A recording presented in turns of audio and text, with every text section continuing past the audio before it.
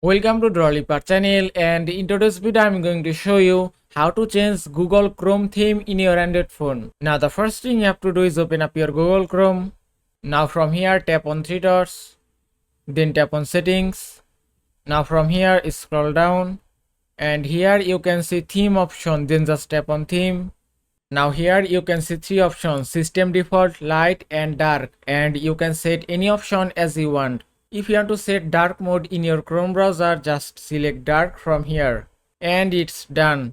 Now if I close the Chrome browser and then open it again, now you can see my Chrome browser theme has been changed successfully. Now if you want to set light theme again, just go to same settings again and then select light from here and it's done. And that is how you can change theme in your Chrome browser. I hope this video was helpful. If it was, please give it a thumbs up and don't forget to subscribe.